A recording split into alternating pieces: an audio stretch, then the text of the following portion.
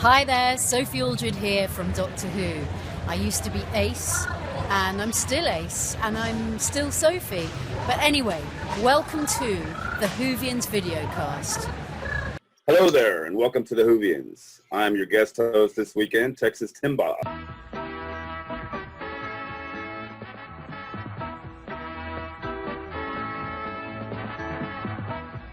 Comic relief Red Nose Day, Curse of the Fatal Death, written by Stephen Moffat and was broadcast in 4 parts on March 12th, 1999. Lee. We'll go to the Master's Dalek bumps first. And as he said, they're quite firm. You know, that's... it's for 19 minutes. It's all right. A spoof for charity. You know, Jonathan Pryce is the Master. You know, great casting.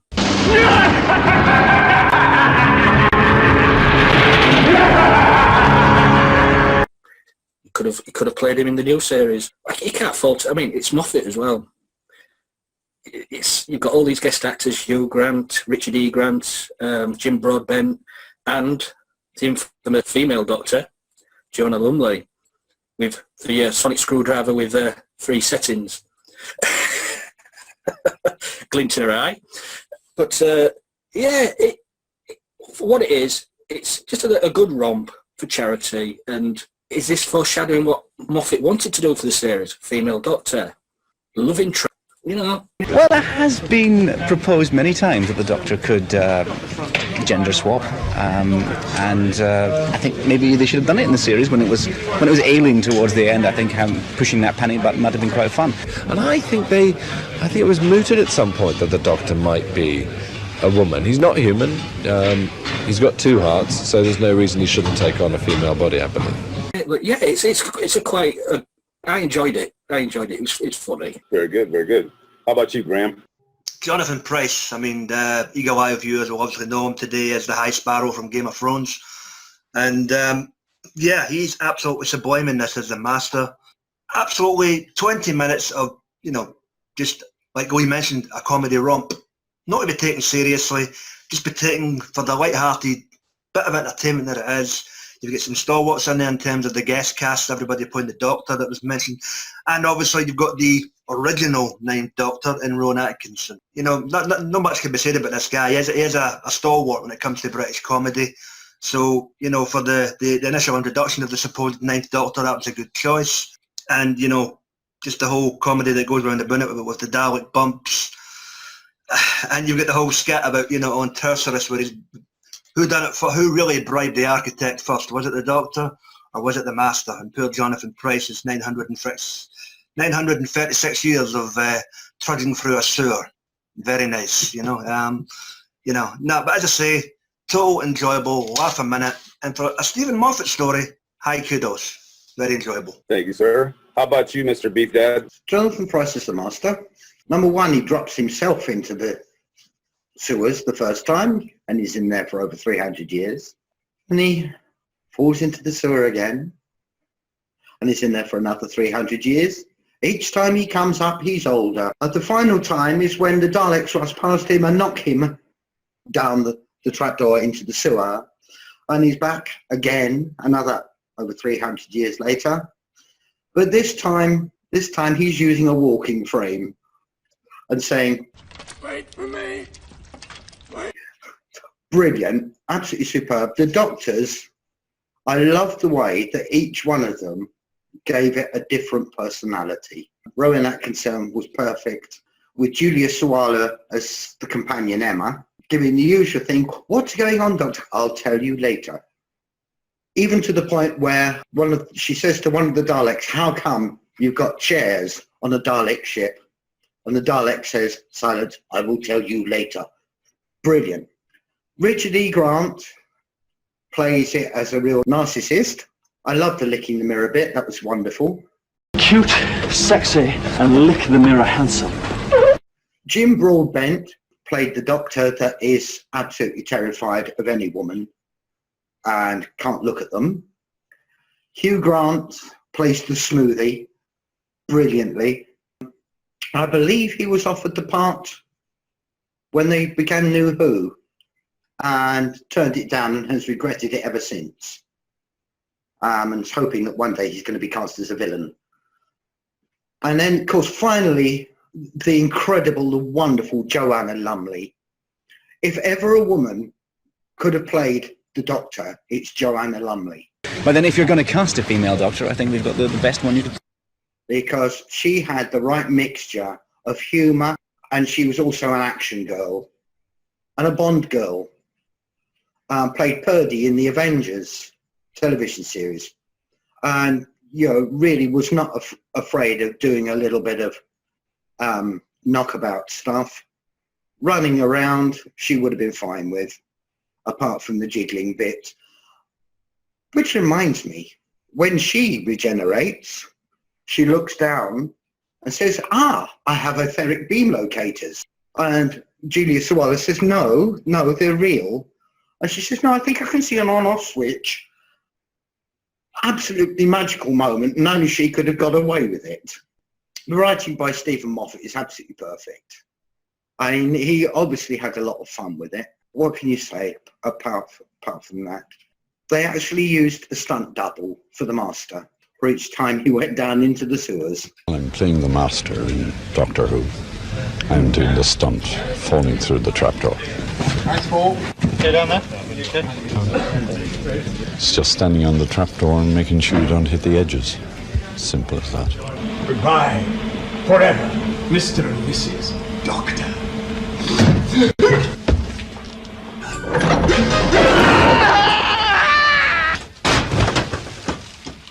And that's basically it.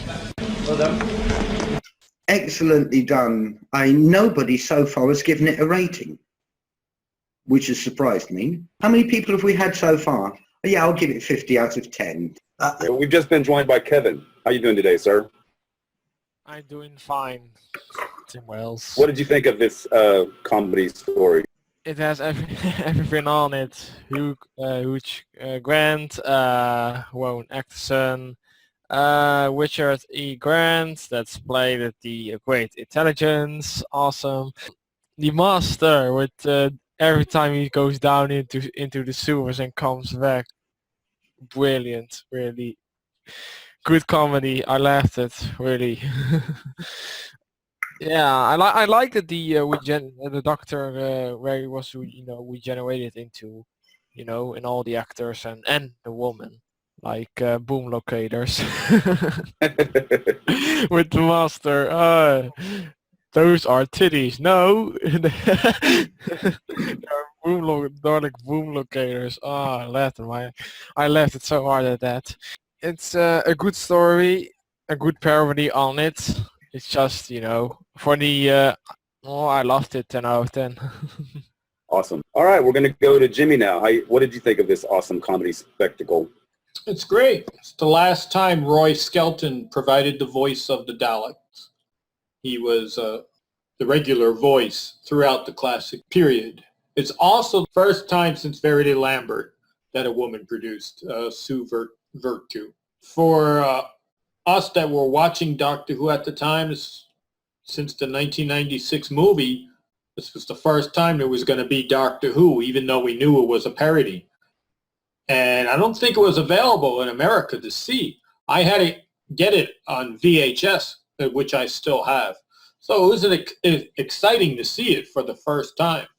And I like the way that they play with the audience, because you see the Doctor, but you only see his back. And the Doctor's talking to the Master, but you only see his back. It's not until the TARDIS lands, and the first person to come out of the TARDIS isn't the Doctor, it's his companion. So you're still waiting to see, what does the Doctor look like? And then Rowan Atkinson as the Doctor comes out of the TARDIS, and you see his hairstyle, you see his outfit. So they were like taunting the audience. I like that. I like the whole thing, the parody, the satire, the humor. The whole thing is terrific. Julia Sawalha is great as the companion. I like Rowan Atkinson as the Doctor. Richard Curtis is the executive producer of this. Of course, he worked with Blackadder, and I think Rowan Atkinson was his first choice. And as soon as he asked Rowan Atkinson agreed. No one got paid for this. It was all volunteers since it was for charity. None of the actors were paid. The producers, the directors, the people, the camera operators, the people that built the Daleks, that built the sets, no one was paid. This was all volunteer. You can call it a fan flick. It's just great. And it was for charity. It can't get anything less than a 10. Awesome. Thank you, Jim. All right, Mr. Shannon, what do you think about this? First of all, I know some of you guys have told me before. I mean, I've watched some other stuff Stephen Moffat has done, but I've yet to watch any of his comedy. I think even you, Tim, told me about some of his comedy was pretty good. So going into this, which was, quite a few years back, really came off funny, man. It was funny, dude. The idea of this planet with all the duty everywhere, man. A duty planet that they have to communicate with farts, man. That's cool. We don't get enough of that in Doctor Who, man. That was cool. Again, Rowan, I've known him more as Mr. Bean. So you got, but he's not playing Mr. Bean. He's playing a good version of the Doctor. I could kind of see him. He pulled it off a bit, man. Pretty good choice, even if it was just for a comedy special. The dude, the guy that played the Master, had that freaking classic Master look, man. And on top of that, he was funny. Everybody loved the bit when he was falling into the pit. When he fell in there like 3 times, man. Had to crawl through duty. And he had to eat duty beetles, man, for years. And every time I watch it, I just imagine that poor guy, man, had to crawl through crap and make friends with these beetles and eat these beetles and make love to these beetles, apparently. Really cool, funny stuff. And then finally we get where to the part where the Daleks modified him a bit, yeah, with the bumps on his boobies and all. That was funny, man. That was funny stuff, dude. And I did like the idea of right before the Doctor regenerated, he's kind of communicating with the Master, because him and the Master speak. I forget what it was called. We'll go with fart, man. So they could communicate with fart to let them know that the Daleks are going to kill the Master when they're done, with using them. That was cool. Then you got the whole, like the guy said, the whole Doctor regenerating, a few times in between there. Ends up, a couple guys, the 2 guys in the middle. Yeah, funny with the whole licking the mirror thing and all. But then it ended up with the woman at the end, which was really cool. I'm not, too familiar with her, but she was funny, man. She was funny. She pulled it off. Because again, it makes you imagine, what if this really happens? How would a female Doctor react to her body? Would it kind of be like that? Would they make it funny? Would they make it more serious? I don't know. We've yet to see this yet. Then you have at the very end, the Master feeling like sorry for him and saying he's gonna, it's not gonna be evil anymore. The Daleks are like, you know what? The Doctor helped us out. We're gonna be good for now on. It kind of ended on a happy note. And you know what? For a little comedy spoof special, it's one of the best. It's my favorite Red Nose Day Doctor Who, spoofy special that I've ever seen. I love it, and it's definitely a perfect 10, dude. Because no matter how many times I watch it, it's funny. It gives me a giggle, man. So there you go, pal. Thank you, sir. Well, I can only echo everybody else's sentiments on this show. It was a lot of fun. I think the cast is amazing. I mean, how they got all those people into work for free, that's a major achievement. I can only agree with everybody. Joanna Lumley, awesome. She is wonderful. She's very, very funny. She's a very funny comedian as well as a good actress. And then you've got Richard E. Grant, who would later be the Doctor in the webcast of Scream of the Shaka, and then even later turn up as the Great Intelligence in Series 7 of Doctor Who. You've got Hugh Grant, who, like Beef Dad said, turned down the role in 2005 when they offered it to him, or 2003 actually, I guess, and has regretted it ever since. Jim Broadbent is only there for about 10 seconds, isn't he? It's pretty funny. Yeah, I could go on and on. It's just, this is a great comedy episode. I also would give it a 10 out of 10. I love funny Doctor Who, and I think this is one of the best they've ever done. So I guess, has anybody else got anything to add or maybe get in a rating if they didn't get a chance to? Well, I'll say this real quick, Tim.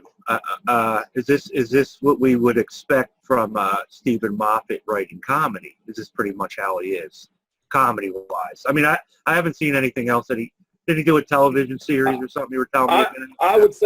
I would say so, because he's really good at farcical comedy, where it's like kind of slapstick kind of stuff, where things spin out of control for whatever the characters are trying to achieve for the comedy, especially in shows like Chalk. I don't know if any of you guys in the States have ever seen Absolutely Fabulous. I have. Yeah. Well, both Julia Sawalha and Joanna Lumley were in that. Julia Sawalha played the daughter of Adina Monsoon in it, who was played by Jennifer Saunders. And Joanna Lumley plays an absolutely wonderful character who spends 90% of her time either high or drunk. Yeah. Or unconscious. She is so funny. She's a very, very funny woman. Julia Sawalha was absolutely brilliant in it. Yeah, and so those two had actually worked together quite a lot by the time you got to 1999. I mean, I remember sitting there that evening and I watched the whole of the telethon, purely because I wanted to see I didn't want to take a chance of missing one of the episodes as it was broadcast, because it was just so funny and so clever. As far as getting them all to work together, that's what Comic Relief is all about, getting them all to work together and doing it for nothing and just for the crack. Basically, it's a piece of magic. The whole of this episode is a piece of magic. For the cast, for the writing, for the performances, it is just a piece of magic. Yeah. Also for a fan watching it back in '99, there was things in your head when they said you'd agree with, running down the corridors, they all look the same. Yeah. And also he had been augmented by the Daleks with the plunger. What are you going to do with that? All the fans that say, what can you get up to do with that? So what can you do with that then? What? You don't know, do you? Unblock the toilet. What made me the sofa of reasonable comfort. Yeah. Brilliant. And also the civilization who spoke by farting. Extinct now because of fire. Little things like that. Just put a smile on your face. Yeah, or that part when he's spying on the doctor, and then the doctor said, "You should always put your mic on because before you are spying." Then he spot the video off, and then all right, no problems there. I can still hear you. In your country, what does Comic Relief raise the money for? It raises money for projects all over the world. Yeah. It was particularly set up to raise money for Africa. Mm-hmm. But they do stuff all over the world now. Comic Relief was the sort of comedy side of things, answer to the Bob Geldof. Yeah. The Band-Aid, yeah. Band-Aid stuff. I mean, yeah, Band-Aid stuff, and it was the comedians' answer to the musicians thing. Yeah. Yeah, for the musicians. It's the same as Red Nose Day. Yeah, Red Nose Day. Yeah. I mean, obviously, you guys in the States, Jim, had your first Red Nose Day this year. Yeah. Was there a specific charity that was aimed towards, or? I don't know. Yeah. We've had Comic Relief here, but at least it was started to raise money for the homeless. Yeah, well, Comic Relief in England is Red Nose Day. Red Nose Day is Comic Relief. But as I say, they have expanded it from Africa now to many other projects. Some of them actually some of them in England. Yeah, to help handicapped children, that sort of thing. So yeah, it's fairly wide-reaching, and it raises millions every year. Well, every other year, because it's done every other year. Every 2 years, yeah. Yeah. Oh, we should have. They don't do it every year. Because if they tried to do it every year, people would get fed up with it. Yeah. But if they do it every other year, people don't get fed up. They look forward to it, and it's basically it's a good cause. Well, if that's all everybody's got, I guess that's enough for us today. Make sure you check us out next week. Check us out on Facebook and Twitter, and keep on hooing. Who are we going to call now? Well, my agent, because you cut my life. Oh, bollocks!